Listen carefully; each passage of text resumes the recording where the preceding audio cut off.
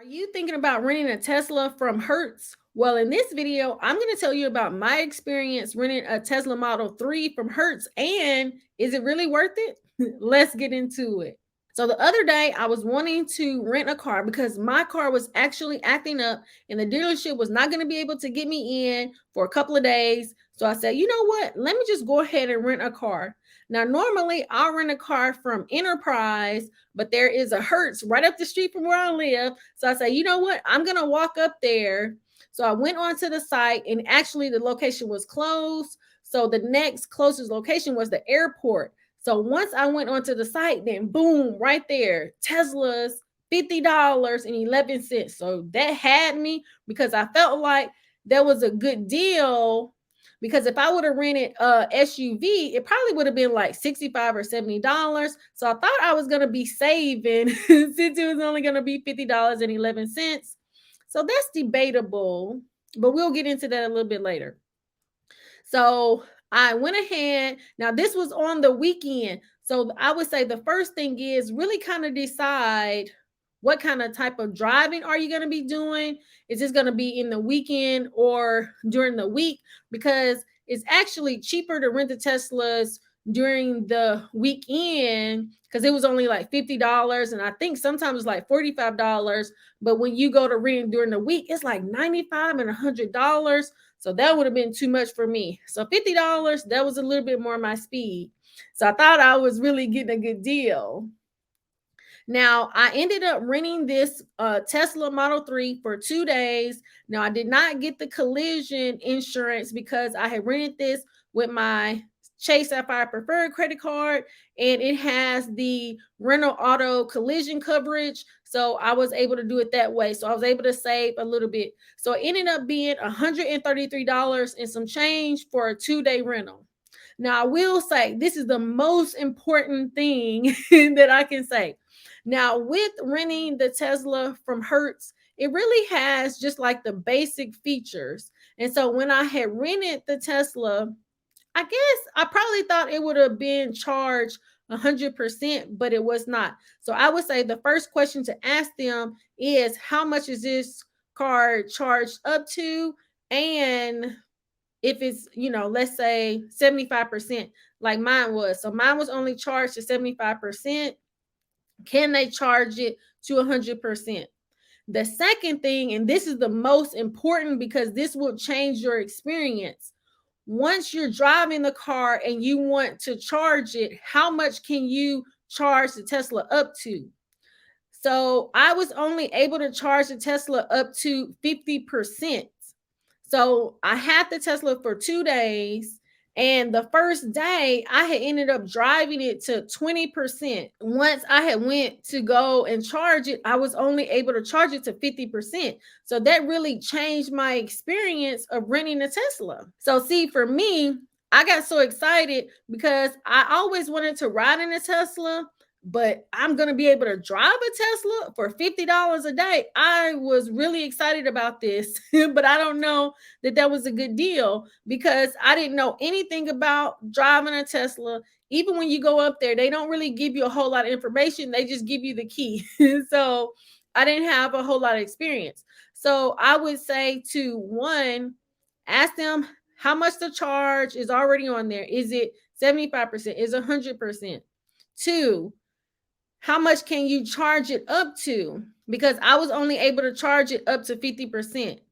Now they're going to ask you once you go to rent it, just like a regular car, would you like to pay for gas when you return it? So in this instance, they asked me, would I like to go ahead and pay for a charge? So it was only $33. So they were going to add $33 on there. And I'm just like, well, that's good. But I would say before you even consider it, go ahead and see the charging stations in that area. And then what area are you going to be driving to? Are there charging stations in that area as well? Because that's going to make a huge difference. So I didn't even think about any of those things before I was going to rent the Tesla Model 3. So I don't know if that's probably on me, but I feel like I probably thought it was going to be charged at 100%. and it was only charged to 75%. So I would say that there was probably only maybe 200 miles if it was that much. Because once I was able to charge it to 50 miles, that was only 132 miles. So that wasn't a whole lot of charge. And I would also say I would not charge my phone while driving, because the first day that I was driving, I was just like, wow, the battery is really draining down fast. So the second day, I didn't charge my phone any while I was driving. And so that really made the experience, with the charge, that really changed my experience, because I would say overall, just driving the Tesla was great. Now, the thing about it is, so you have the gas and then you have the brake. But it really felt like you really didn't even have to put your foot on the brake, because as soon as you took your foot off the gas, it would slow down and almost stop. And I feel like you had to find a groove on putting gas and then kind of pulling your foot up, because that would also drain the battery down as well. But I felt like after I started driving, I really kind of understood it a little bit more. So that was okay. So I would say overall, one, knowing where the charging stations are, and then two, making sure to ask Hertz, will you be able to charge the car up to 100%? Because that is going to change your experience. Now, since the Tesla only has the basic features, you're not able to actually go in to see where are the closest charging stations and how many people are there already charging their car. So the charging station that I went to, it was really busy and they had construction and stuff going on. And so it was really tight to try to be able to get into the actual charging area. So that was kind of a downside. But then once I had got there and I was charging it, that was really easy. But see, the thing is, it only let me charge it to 50%. So that was the downside, because so what I did, I took the charging piece out and then I put it back in there, because I was like, okay, is it going to let me possibly go ahead and charge it up to 80 or 100%? And it didn't. And so that was a huge downside, that I was only able to charge it up to 50%. And so that's why I'm saying you really have to be able to determine where are the charging stations, where are you going to be going, because even though it was a charging station maybe about 5 or 6 miles from where I live, where I was going, it didn't have a charging station around there. And although they had other charging stations that was not Tesla, I wasn't able to charge it with the other, non Tesla chargers. So that was a huge downside. And that really changed the experience of me renting the Model 3. So I would say that once you actually go to Hertz, most definitely ask them, am I going to be able to charge it up to 100% or even 80%? Because I'm pretty sure it was probably some kind of feature in there where they could change it. But once I went to return it, he didn't know. He didn't, the guy at Hertz, he didn't even know what I was talking about. So that really wasn't good. And maybe I should have called after I said I was going to call, but I had forgot and I didn't. And so that's what I would say. The main thing is to ask them, does it have 100% charge when you're first getting it? And how much are you going to be able to charge it to once you're out on the road? Because that's going to make a huge difference. Because I will say, my overall experience renting the Tesla was good, but the charging really made my experience go down, because it's just like, let's say you driving a car and you don't want to run out of gas anywhere. And then the fact that I wasn't able to really charge my phone while I was driving, because I felt like it was draining the battery down a little bit more, it really changed the experience. So I would say that that's the main thing. But overall, I really enjoyed it. And it was like the more I drove it. So by the time I had got to day 2, y'all, I did not want to return it, because I was just like, man, I'm really having a good time. But then also thinking about trying to charge it, that was what made it kind of a downer for me. But I really had a good time. It was good. So I would say really consider what are your driving habits going to be once you rent the Tesla. And let's say if you just want to rent it on the weekend and it's going to be like $50 or something, then I would say yes. But if you're going to be the type of person, and that's really the type of person I am, I really want to get in the car and I want to go.